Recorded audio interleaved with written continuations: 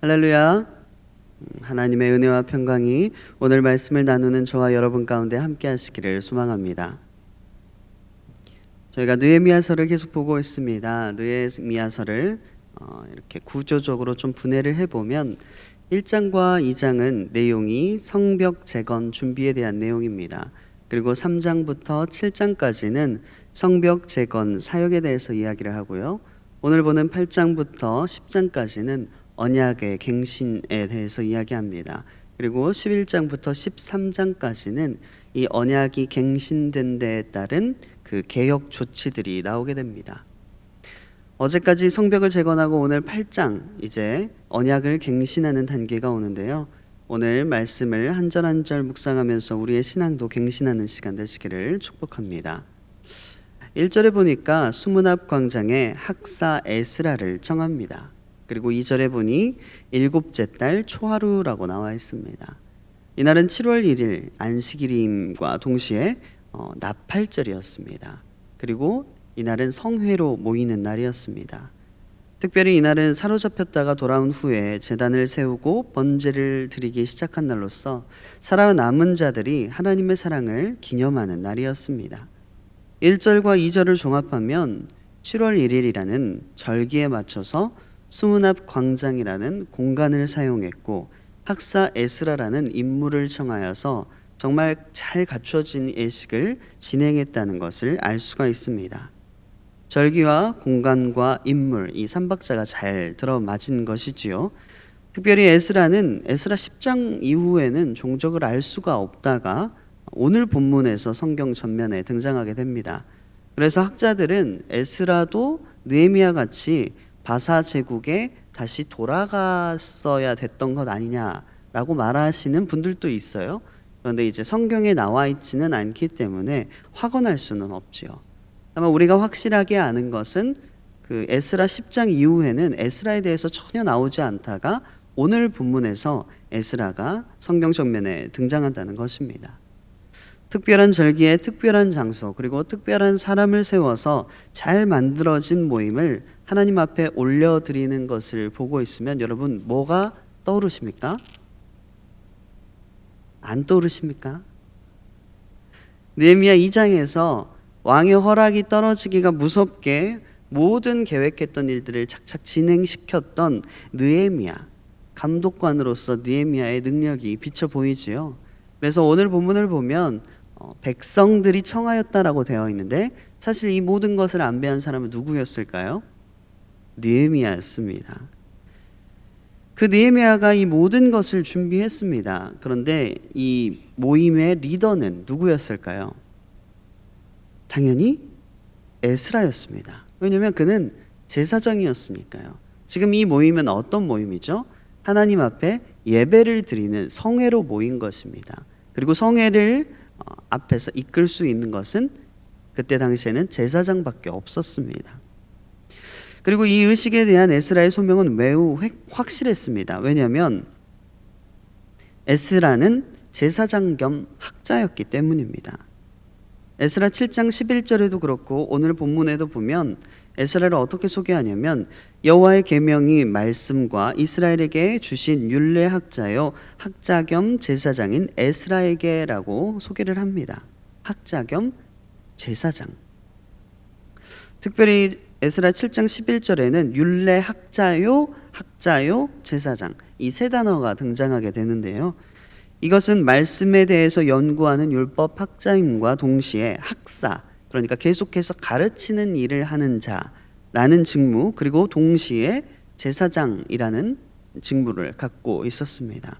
그러니까 그보다 더 오늘과 같은 일에 적임자가 없는 거예요. 예배를 인도하면서 동시에 하나님의 말씀을 풀어서 전달해야 되는, 누군가를 가르쳐야 되는 이 모임에 지금 에스라보다 더 좋은 사람이 없는 것입니다. 인사가 만사라고 느헤미야는 참 알맞은 사람을 세울 수 있었습니다. 그것은 느헤미야에게도 좋은 일이었고 모든 백성들에게도 좋은 일이었고 에스라에게도 좋은 일이었습니다.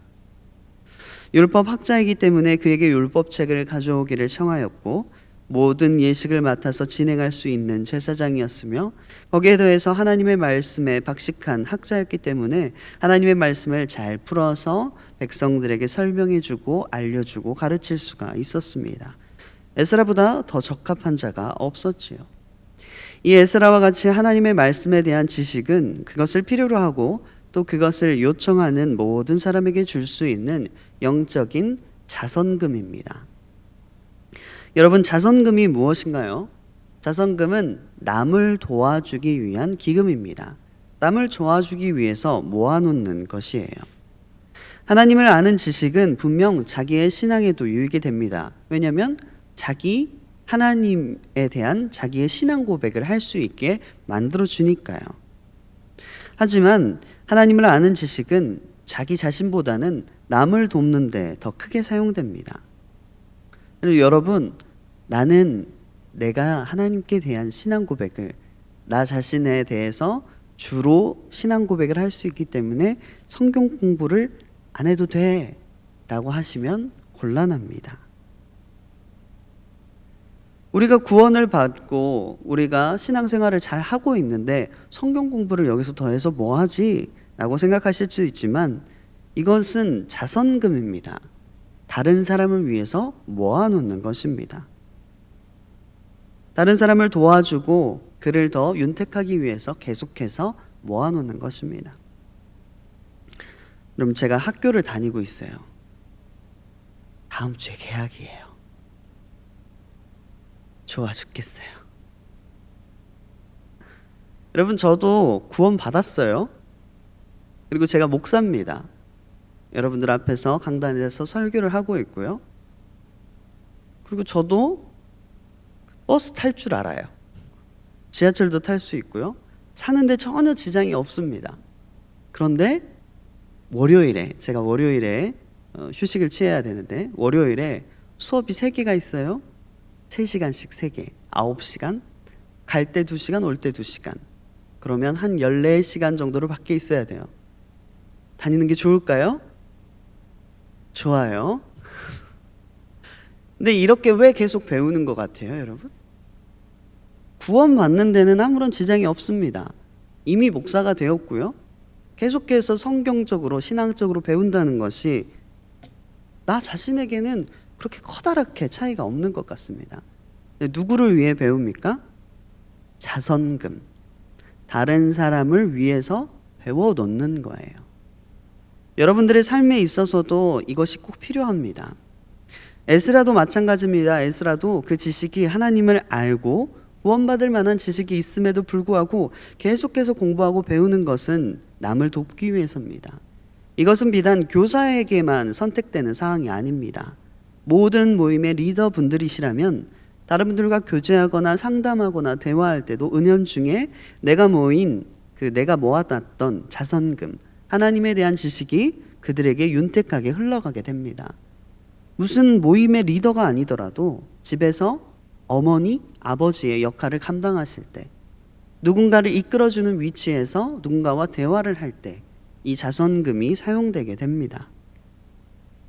그래서 이 자선금이라는 것은 다른 사람들을 향한, 낙담한 자나 또 힘들고 어려운 자들을 향한, 또 기쁘더라도 그 기쁨을 더 증폭시킬 수 있는 그런 자선금으로 하나님을 아는 지식이 사용된다는 것이죠. 그래서 그것이 성경 공부를 하고 하나님에 대해서 배우는 이유입니다. 성경 공부를 많이 하시기를 축복합니다. 생각보다 아멘을 많이 하셨어요. 지켜보겠습니다. 4절에 보니까 그때 학사 에스라가 특별히 지은 나무 강단에 섰다고 말을 합니다. 원어에는 이게 특별히라는 단어가 말씀을 위해 만들어 놓은, 그러니까 말씀을 전하려고 일부러 따로 만들어 놓은 나무 강단이라고 적혀 있습니다. 이것은 왜 나무로 만들었겠어요, 여러분? 편하라고. 강단을 돌이나 이런 걸로 만들어 놓지 않은 것은 편하게 전달하기 위해서. 그리고 그 다음 절에 보면 학사 에스라가 섰더니 높다라고 표현되어 있습니다. 그래서 말씀을 전하는 것이 좀 더 잘 들리고 은혜롭게 전달되도록 하고 듣는 자들이 그를 모두 주목하여 볼 수 있도록 높게 그리고 편하게 준비되어 있었습니다. 왜냐하면 왜 편해야 되냐면 이게 단거리가 아니거든요. 3절에 보니까 새벽부터 정오까지라고 나와 있습니다. 대략적으로 6시간 혹은 그 이상의 시간이 되고 있습니다. 요즘은 설교 40분 지나가면 힘들어 하시는 분들이 다른 교회에 있대요. 우리 교회는 없고, 네, 6시간이라는 시간, 이 시간은 굉장히 긴 시간입니다. 그리고 이 시간을 느낄 수 있는 시간을 우리 삶 가운데서 찾아보면 여름 성경학교나 수련회를 들 수가 있습니다. 하루 동안에 이루어져야 되거든요. 하루 동안에 6시간. 굉장히 집중적으로 말씀을 듣고 찬양하는 시간, 그게 여름 성경학교나 수련회입니다. 여러분들이 여름 성경학교나 수련회 생각하시면 어떤 느낌이 드나요? 이때를 기점으로, 물론 잠깐 몇 주지만 이때를 기점으로 변화되거나 하나님을 경험한 친구들이 굉장히 많습니다. 중고등부, 또 청년들도 마찬가지고 아이들도 마찬가지입니다.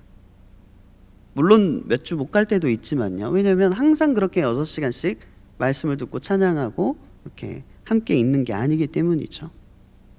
이것은 은혜를 받기 위해서, 내가 하나님을 인식하기 위해서 내 몸이 조정되는 시간, 물리적인 시간이 어느 정도 필요하다는 것을 나타내주고 있습니다. 이건 마치 기도와 같은데요. 내가 정말 정성을 다해서 온 마음을 다해서 드리는 단 5분에서 10분의 기도, 그 기도가 하나님과 내가 밀접하게 교제하게 만들어 줍니다. 하지만 기도에는 분명히 총량이 존재합니다. 여러분들도 느끼실 거예요. 그 5분에서 10분 간절하게 기도하는 그 기도가 하나님과 나를 굉장히 친밀하게 만들어 줍니다. 하지만 내가 뭔가를 하나님께 말씀드릴 때, 그리고 이게 나의 몸이 영적으로, 내 생각이 영적으로 조정되는데 걸리는 시간은 5분에서 10분으로는 되지 않습니다. 기도에 총량이 존재합니다. 내가 기도로 채워야 되는 나의 그릇이 있습니다. 그래서 그 기도의 시간을 만드셔야 됩니다. 오늘 이 자리에 오신 분들이나 지금 실시간으로 들어오신 분들은 그 기도의 시간을 따로 만드시는 분들이죠. 새벽 시간이 가장 누구에게 방해받지 않고 기도를 하기에 최적의 시간으로 내가 만들 수 있는 시간이니까요. 새벽 시간이나 수요, 금요 예배 전후로 이렇게 먼저 오셔서 혹은 나중에 기도를 하고 가신다든지, 그래서 자기의 기도 시간을 정해놓고 채우셔야 돼요. 그래야 그 기도의 총량이라는 게 채워졌을 때 내가 변화되는 게 느껴집니다. 하나님과 친밀함은 첫째고요. 5분에서 10분만 해도 됩니다. 우리 부모님하고 대화할 때랑 마찬가지예요. 근데 어떤 문제에 대해서 결정하거나 생각이 바뀌거나 아니면 내가 큰 인생의 전환점이 왔을 때, 여러분 결혼하거나 뭔가 애경사가 있는데 부모님한테 엄마 나 이번 주 토요일에 결혼해 이렇게 말하지 않잖아요. 5분에서 10분으로는 분명히 안 되는 일들이 있습니다. 그래서 기도의 총량을 맞춰야 됩니다. 그것과 동일하게 하나님의 말씀을 듣고 공부하는 것도 집중해서 5분, 10분 공부하는 거 정말 좋은 일입니다. 그것으로 반짝 공부해서 하나님에 대해서 더 알 수 있습니다. 하지만 이 공부의 총량이라는 게 분명히 존재합니다. 하나님을 아는 지식에 대해서도 이 시간이 총량이 필요합니다. 그래서 여러분들이 수요 성경 아카데미 지금 하고 있는데 꼭 참여하시고, 또 교회에서 열리는 교육이나 성경 공부에 꼭 참여하시기를 바랍니다. 아멘이 하나도 없어요. 이럴 수가. 제가 금요일에 성경 암송반을 하고 있어요. 근데 이제 이름은 성경 암송반인데 이름은 성경 암송반인데 암송이라는 게 스타일이 다들 다르세요. 누군가는 혼자 외우는 걸 좋아하시고, 누군가는 이렇게 둘이서 체크하는 걸 좋아하시고, 누군가는 소리를 내는 걸 좋아하시고, 누군가는 소리를 내지 않는 걸 좋아하세요. 다 스타일이 다르다 보니까 금요일 성경 암송반이 어떻게 운영이 되냐면 공동체 성경 읽기 같이 성경을 읽고 그 성경 말씀을 나누는 식으로 거의 성경 공부 비슷하게 진행이 됩니다. 뭐라는 뜻이에요, 여러분? 이 성경책을 계속 이렇게 암송책을 계속 읽는 걸로 이렇게 또 진행이 되는데, 이 금요일마다 이 한 집사님께서 저를 위해서 나무 강단을 준비해 주세요. 처음에는 제가 말씀을 드렸어요. 집사님이 오시는 분들을 위해서 이렇게 오시면 차라도 한잔하게, 저는 이제 물을 떠달라고 부탁을 한 거였거든요. 차라도 한잔하게 믹스커피 거기 있으니까 물 데워가지고 믹스커피나 아니면 물 한 잔 이렇게 할 수 있게 준비를 좀 해주세요 라고 말씀을 드렸어요.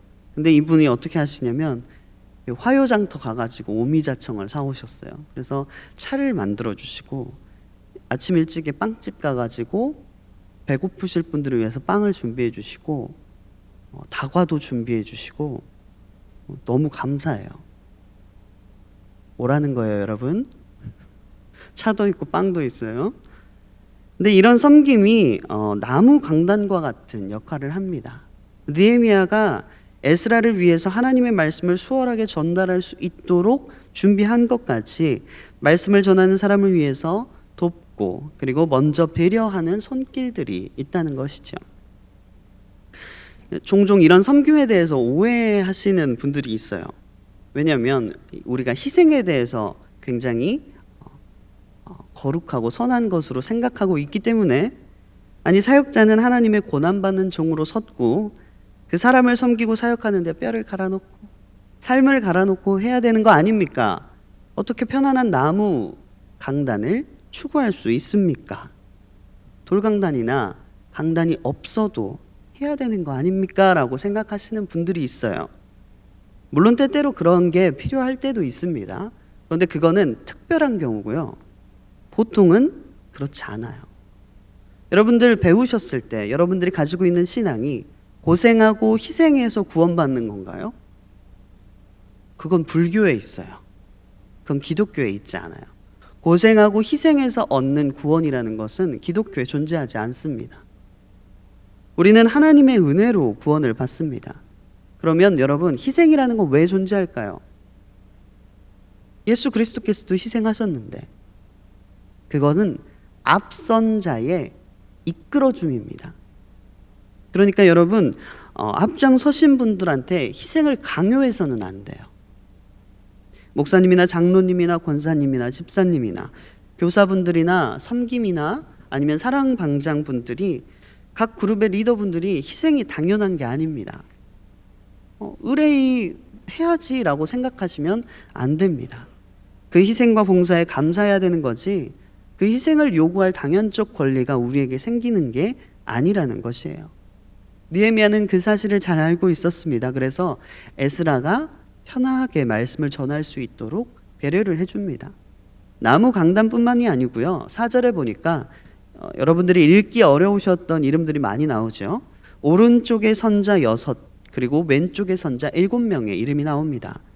이들은 에스라를 돕는 자들이자 훗날 에스라가 없었을 때, 에스라가 부재했을 때에 에스라와 동일한 역할을 할 수 있도록 옆에서 배우는 자들입니다. 지금으로 말하면 담임 목사님과 부교육자들, 이렇게 볼 수 있겠죠. 그래서 그 예식을 가르치면서 행할 수 있도록 배우는 자들임과 동시에 그들의 이름을 백성들 가운데 영화롭게 하고 동일한 일로 섬길 수 있도록 이렇게 성경에 적어 놓는 것, 이렇게 안배를 해 놓는 것은 느헤미야가 참 좋은 사람들을 붙여준 것이죠. 7절과 8절에 보니까 이들이 어떻게 행했는지 나와 있습니다. 하나님의 율법책을 낭독하고 해석해서 다 깨닫게 하니, 이들은 맡은 임무를 충실하게 수행했고, 그로써 9절에 보니까 백성이 율법의 말씀을 듣고 깨닫게 되는 아주 놀라운 일이 일어납니다. 느헤미야가 에스라를 위해서 배려하고 안배해 두었기 때문에 이런 선한 사역을 함께 이룰 수가 있었던 것이죠. 오늘 저와 여러분이 이런 관계가 되기를 축복합니다. 여러분, 말씀을 사모하여서 예배당 나오시고, 또 말씀을 귀하게 여기고 말씀이 선포되는 강단을 귀하게 여기셔서 예쁘게 쓸고 닦고 가꾸시고, 또 말씀을 선포하시는 목사님을 귀하게 여기시고 배려해 주시고, 또 좀 부족해도 사랑으로 잘 덮어주시고, 담임 목사님은 아멘 나올 때까지 하시던데 저도 그래야 되려나 봐요. 그래서 에스라를 돕는 느헤미야의 역할을 잘 감당하셔서 서로가 서로에게 귀한 저와 여러분 되시기를 축복합니다. 네, 함께 기도하시겠습니다. 사랑이 풍성하신 하나님, 감사합니다. 오늘 말씀을 통하여 우리를 하나하나 세우시고 그 세워진 자들을 통하여서 아름다운 하나님을 아는 지식이 흘러가게 하시니 참으로 감사를 드립니다. 느헤미야를 통해서 에스라를 세우시고 에스라 세워진 사람으로 인하여서 우리를 또한 가르치시니 감사를 드립니다. 오늘 우리도 느헤미야와 같이 에스라와 같이 서로를 생각해주고 배려하고 청하고 또 서로를 세워서 하나님께 온전한 예배 올려드릴 수 있도록 우리를 인도하여 주시옵소서. 담임 목사님과 장로님들 수련회 중에 있습니다. 서로가 서로를 세우는 그런 시간 되게 하시고 은혜 위에 은혜를 더하여 주시고 충만케 하여 주셔서 앞장서서 일을 감당하실 때에 귀하게 쓰임받게 하여 주시옵소서. 느헤미야와 같이 좋은 사람들을 서로에게 붙여줄 수 있게 하시고 좋은 영향력을 서로에게 나눌 수 있는 귀한 사람들로 하나님 이끌어 주시옵소서. 귀한 예물 올리는 손길이 있습니다. 받으시고 흠양하여 주시옵소서. 모든 것 주님께 의지합니다. 사랑 많으신 예수 그리스도의 이름으로 기도드립니다. 아멘.